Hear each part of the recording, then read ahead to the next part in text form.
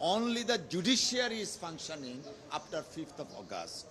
সেই ফাংশনিং জুডিশিয়ারির ব্যাপারে আইন মন্ত্রণালয়ের যিনি উপদেষ্টা তিনি যে বক্তব্য দিয়েছেন, আমার কাছে মনে হচ্ছে এই বক্তব্যটা তিনি পাবলিকলি না দিলেও হতো।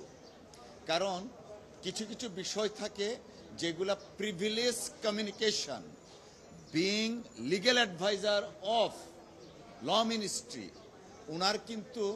উনার যে ডিসমে অথবা যদি ফ্রাস্ট্রেশনটা থাকে সেটা কিন্তু যথাযথ প্রক্রিয়ায় মাননীয় প্রধান বিচারপতি মহোদয়ের কাছে তিনি পৌঁছাতে পারতেন। তিনি সেটা না করে পাবলিক করেছেন। আমার কাছে মনে হচ্ছে এই সমস্ত স্টেপ নেয়ার দুরভিসন্ধিমূলক কিছু ঘটনা আছে। যে জুডিশিয়ারি ফাংশনিং, যে জুডিশিয়ারি ন্যায় বিচার করছে, সেই জুডিশিয়ারিকে নিয়ে এই তির্যক মন্তব্য করাটা সমীচীন হয়নি।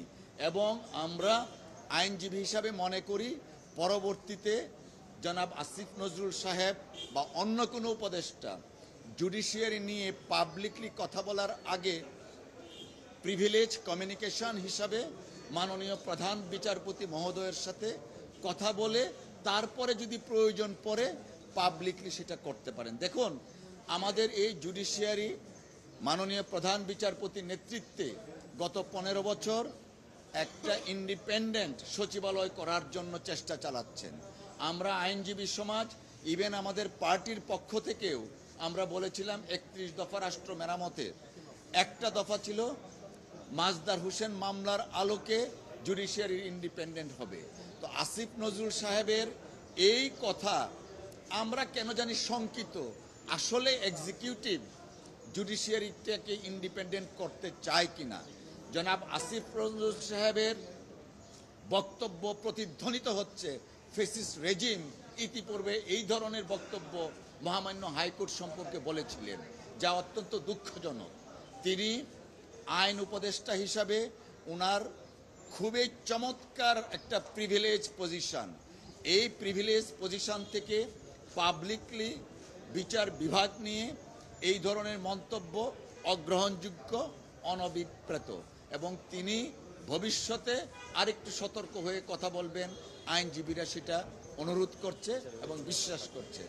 আর যখন এক্সিকিউটিভ থেকে, he is part of the executive থেকে যখন বিচার বিভাগের ব্যাপারে এই পাবলিকলি কথা বলে, তখনই তো বোঝা যাচ্ছে যে বিচার বিভাগ এক্সিকিউটিভ বিচার বিভাগকে নিয়ন্ত্রণ করতে চায়। এইটার জন্য তো আমরা এই ফেসিস্ট হাসিনাকে বিদায় করি নাই। আমরা চাই এক্সিকিউটিভ তার ফাংশন করবে, জুডিশিয়ারি তার ফাংশন করবে। আমি আবারও রিপিট করি, একমাত্র জুডিশিয়ারি ফাংশনিং বাংলাদেশে এবং মাননীয় চিফ জাস্টিসের নেতৃত্বে সারা বাংলাদেশের প্রত্যেকটা জুডিশিয়ারি ফাংশন করছে। এই ফাংশনিং জুডিশিয়ারিকে এইরকমভাবে কথা বলে নন ফাংশনিং ওনারা করতে চাচ্ছেন কিনা তারা এটা বেটার জানেন। Thank you.